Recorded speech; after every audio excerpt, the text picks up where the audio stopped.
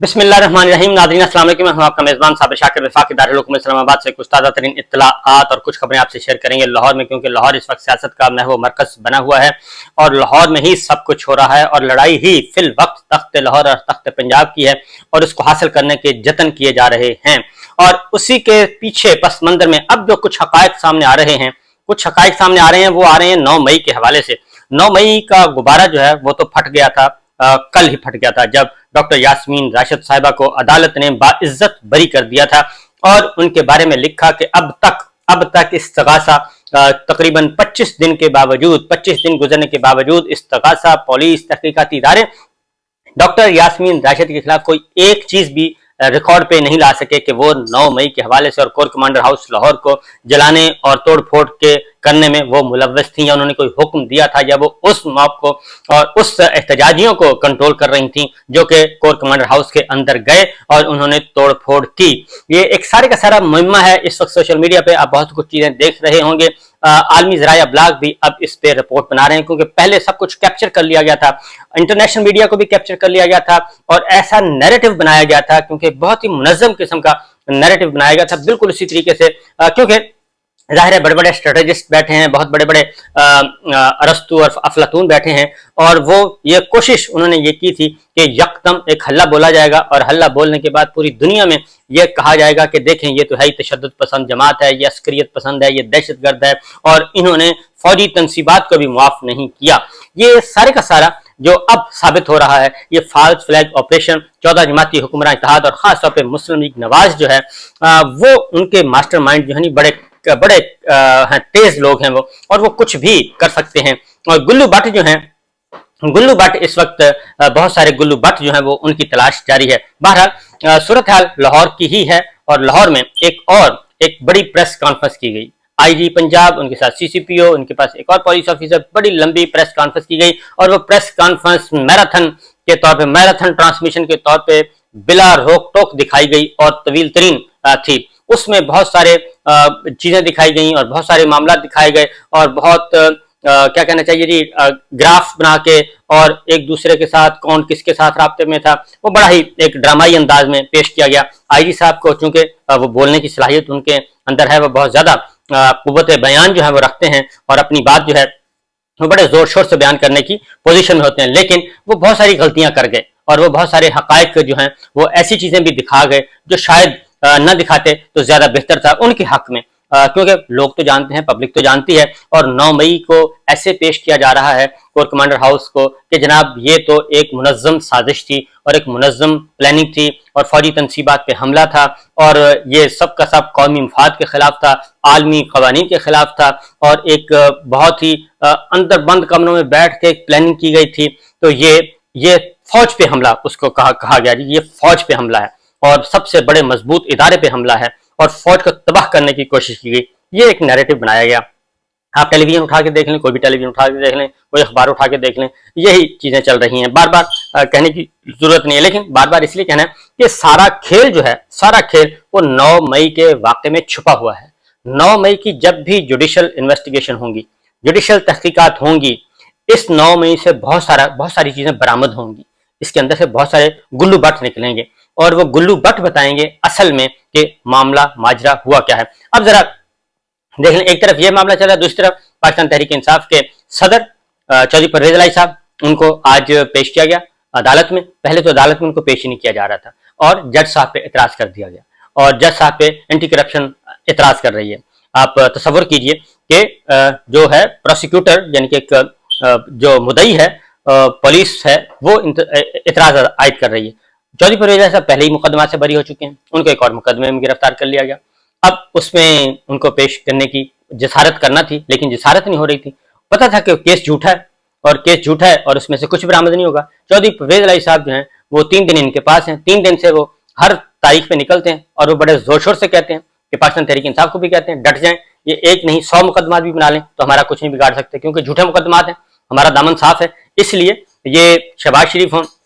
और मरीम साहिबा हों, ये सारे के सारे लोग जो हैं इनके पास सिवाय इंतकाम के और कुछ चीज़ नहीं है और ये पुलिस के जरिए हम सबको कंट्रोल करना चाहते हैं। तो बहरहाल उन्होंने ये सारी बातें आज फिर बामरे मजबूरों को पेश किया गया और जब पेश किया गया तो कुछ भी नहीं था, उनका रिमांड नहीं दिया गया, एंटी करप्शन को फिजिकल रिमांड में दिया और चौधरी परवेज साहब को जुडिशियल रिमांड पे जेल भेज दिया गया। और उस पर चौधरी परवेज साहब ने उस वक्त भी गुफ्तगू की, एक मैसेज वो देके चले गए हैं खासतौर पर फौज को पैगाम दिया है कि जरा सोचें, रिकंसिडर करें सारी बातों को, ये सब कुछ हो क्या रहा है और ये कैसे मुमकिन है कि पाकिस्तान तहरीक इंसाफ, इमरान खान, चौधरी परवेज इलाही साहब, ये सारे के सारे लोग जो हैं वो उन्होंने कहा कि हम ये कैसे मुमकिन है कि हमें फौज का दुश्मन और मुल्क का दुश्मन सफर कर लिया जाए। इस पे जरा रीथिंक करें और अपने आप पे भी गौर करें और हमारे पे भी गौर करें और इसका वे फॉरवर्ड, आगे निकलने का रास्ता निकालें, क्योंकि हम सब बंदगली में जा रहे हैं। अब आते हैं आईजी पंजाब की प्रेस कॉन्फ्रेंस, बड़ी भरपूर किस्म की प्रेस कॉन्फ्रेंस थी और उसके लिए अहकामात यही थे कि इस प्रेस कॉन्फ्रेंस को भरपूर तरीके से बहुत ज्यादा दिखाना है, लेकिन उसमें सारे के सारे लोगों को दिखाएगा जी कि कोई भी पाकिस्तान तहरीक इंसाफ का कोई भी जो है मेंबर वो बचा नहीं है उसमें। अच्छा, उसमें सारी बातें क्या जी, व्हाट्सएप ग्रुप बना हुआ था जी, तो व्हाट्सएप ग्रुप तो भाई बने होते हैं, व्हाट्सएप ग्रुप तो पुलिस ऑफिसर्स के भी बने होते हैं, व्हाट्सएप ग्रुप तो ब्यूरोक्रेट्स के भी बने होते हैं, वो तो एस्टेब्लिशमेंट के भी बने होते हैं, वो मीडिया के भी बने होते हैं, हमारे भी बने होते हैं, हम आपस में एक दूसरे से डिस्कस कर रहे होते हैं, प्रोड्यूसर्स के बने होते हैं, ये सारे डिस्कस कर रहे होते हैं। अगर आईजी साहब का जो पुलिस के साथ उनका ग्रुप है व्हाट्सएप ग्रुप, अगर वो सामने आ गया और उसमें पता चल जाएगा कि वो क्या क्या किस किस को क्या क्या अहकामात दे रहे थे और प्राइवेट मैसेज क्या दे रहे थे, ग्रुप में क्या डाल रहे थे, वो तो एक पूरी की पूरी दास्तान वहां से बरामद हो जाएगी। तो व्हाट्सएप ग्रुप में तो पाकिस्तान तहरीक इंसाफ के लोग आपस में राब्ते में थे, पीपल्स पार्टी के लोग आपस में राब्ते में होते हैं, नून लीग के आपस में राब्ते में होते हैं, ये सारा कुछ होता है। और फिर आईजी साहब उस दिन राना साहब के साथ कितना राब्ते में थे और मरीम साहब के साथ, मरीम औरंगजेब साहब को क्या रिपोर्ट कर रहे थे, मोहसिन नकवी साहब को क्या रिपोर्ट कर रहे थे, वो सारी चीजें जब सामने आ जाएंगी तो पता चल जाएगा कि हकीकत क्या है। लेकिन उसमें वो गलती कर गए हैं, वो गलती ये कर गए कि उसमें उन्होंने मुराद राज को भी दिखा दिया। डॉक्टर मुराद राज वो पाकिस्तान तहरीक इंसाफ छोड़ चुके हैं और उन्होंने भी प्रेस कॉन्फ्रेंस की थी, क्योंकि उन्हें भी कहा गया था कि प्रेस क्लब जाना है या फिर जेल जाना है, तो उन्होंने प्रेस क्लब जाना ज्यादा मुनासिब समझा और प्रेस क्लब आए और उन्होंने बड़े ही दुखी दिल के साथ जो है वो पीटीआई छोड़ दी थी। और इसलिए दूसरे फैज कमो का उनका भी नाम इस लिस्ट में है, जो आईजी पंजाब ने दिखाई और जो तस्वीर दिखाई, जो ग्राफ दिखाए, टेबल शेबल बनाए हुए थे वो दिखाए बड़ी मेहनत के साथ, उसमें फैज कमो का भी नाम भी था। तो फैज कमो का भी पाकिस्तान तहरीक इंसाफ छोड़ चुके हैं। तो इस तरीके से और भी उसमें से बहुत सारे बरामद हो जाएंगे जो पाकिस्तान तहरीक इंसाफ छोड़ गए और उनको शामिल कर लिया गया और उनको बरी ज़िम्मा करार दे दिया गया। तो अगर ये कौमी सलामती का मसला था, कौमी मफाद का मसला था, अगर फौज पे हमला था और फौज को तबाह करने का मामला था, तो फिर सिर्फ 4 लाइनें पढ़ के और पाकिस्तान तहरीक इंसाफ से अलहदगी करके उन ऐसे संगीन किस्म के मुजरमों को छोड़ना ये कहाँ की है। उनको अदालत में पेश किया जाता, अदालत में लाया जाता, उनको बताया जाता, तो मेरे ख्याल ज़्यादा बेहतर होता। इसलिए ये जो बारगेनिंग चिप के तौर पर इस्तेमाल किया जा रहा था वो चीज़ें सामने आ रही हैं। आईजी साहब ने खुद ही बता दिया। और अब इस सारे खेल के पीछे कौन है? मोहसिन नकवी साहब, पंजाब हुकूमत, आमिर मीर, पंजाब पुलिस और दीगर जो हैं वो बताना चाहिए। राना साहब, मरीम औरंगजेब साहबा, ये सारे का सारा, मरीम नवाज साहबा, ये सारा उस दिन हो क्या रहा था और वो कौन लोग थे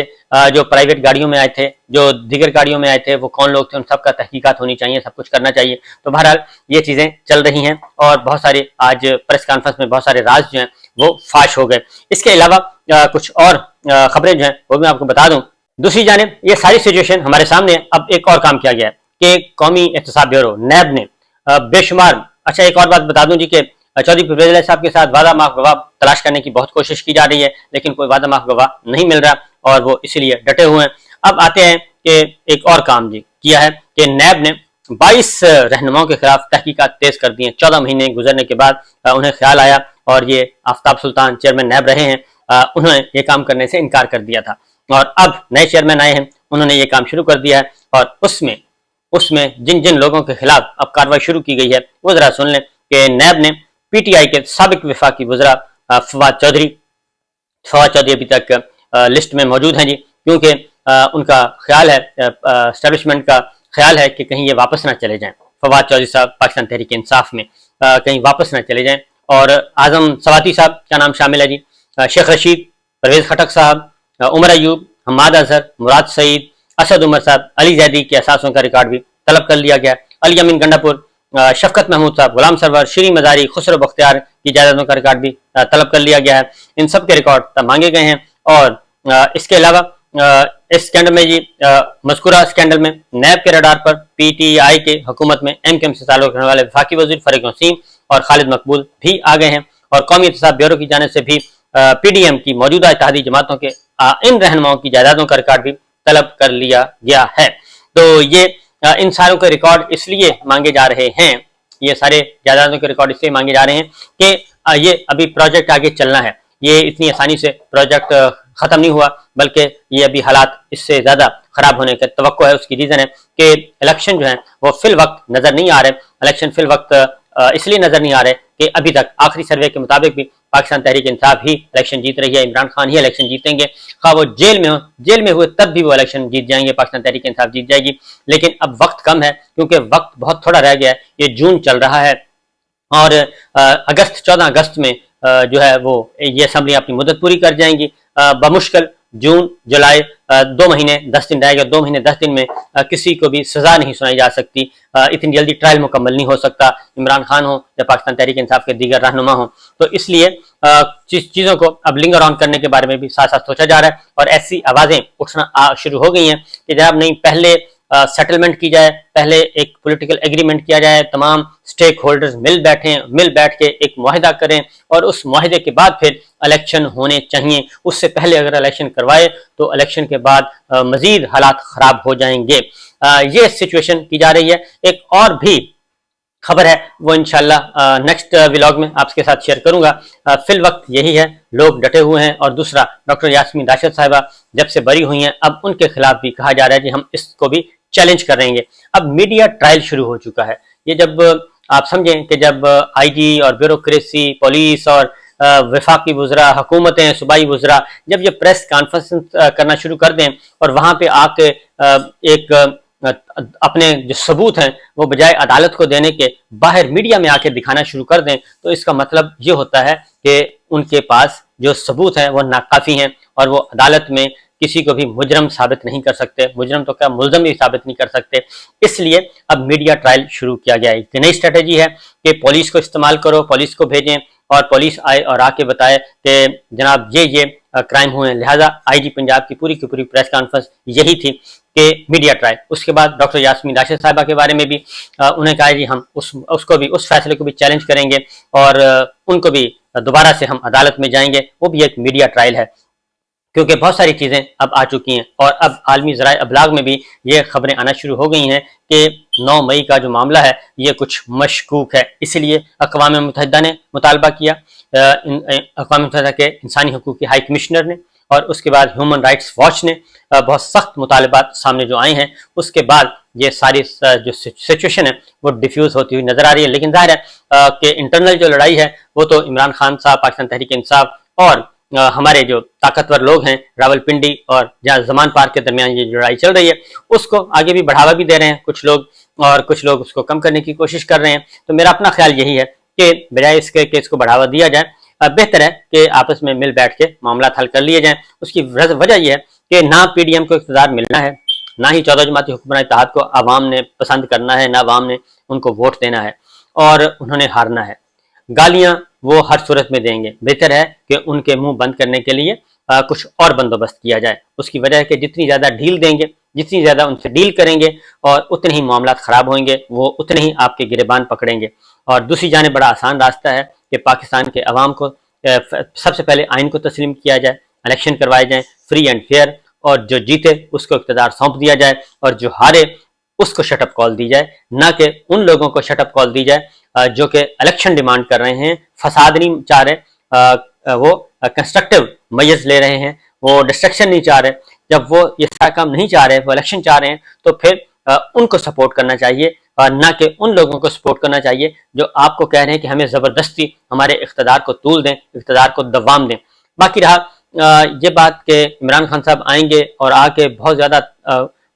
کھاڑ پچھاڑ کریں گے، تو ایسا کچھ بھی نہیں ہے جی۔ ہمارا نظام جو ہے، ہمارا وزیر اعظم اتنا تگڑا نہیں ہے، ابھی کئی سال تک وزیر اعظم اتنا تگڑا نہیں ہو سکتا۔ اس کے لیے ایک لمبا پروسیس چاہیے، جمہوری پروسیس چاہیے، اس کے بعد پھر ادارے مضبوط ہوتے ہیں اور شخصیات جو ہیں وہ پیچھے چلی جاتی ہیں۔ اجازت دیجیے، اللہ حافظ۔